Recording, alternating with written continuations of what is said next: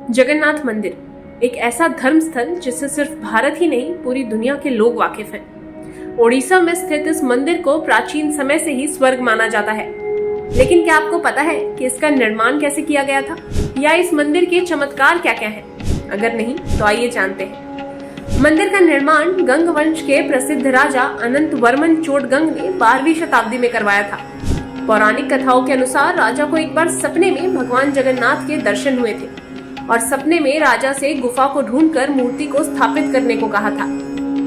आपको जानकर हैरानी होगी कि इस मंदिर को बनने में लगभग 14 साल लगे। ये मंदिर भगवान विष्णु के अवतार श्री कृष्ण को समर्पित है और हर साल आषाढ़ माह के शुक्ल पक्ष की द्वितीय तिथि को जगन्नाथ मंदिर से भव्य रथ यात्रा निकलती है। इस रथ यात्रा में रथ को किसी मशीन या जानवर द्वारा नहीं बल्कि भक्तों द्वारा खींचा जाता है। भगवान जगन्नाथ इस मंदिर में अपने बड़े भाई बलराम और बहन सुभद्रा के साथ विराजते हैं, जिनकी मूर्तियां काष्ठ यानी लकड़ी की बनी हुई है और ये आज भी अधूरी है। तो आइए जानते हैं उनकी अधूरी मूर्ति के पीछे की कहानी। पुरानी मान्यताओं के अनुसार ऐसा कहा जाता है कि राजा इंद्रद्युम्न जब पुरी में जगन्नाथ मंदिर बनवा रहे थे, तब उन्होंने भगवान जगन्नाथ की मूर्ति बनाने का काम देव शिल्पी यानी विश्वकर्मा को सौंपा था।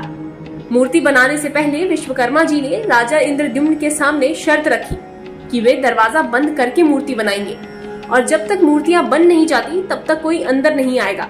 उन्होंने कहा कि अगर किसी भी कारण से दरवाजा खुला तो वो उसी वक्त मूर्ति बनाना छोड़ देंगे। राजा ने विश्वकर्मा की शर्त मान ली और विश्वकर्मा ने बंद कमरे में मूर्ति बनाने का काम शुरू कर दिया था।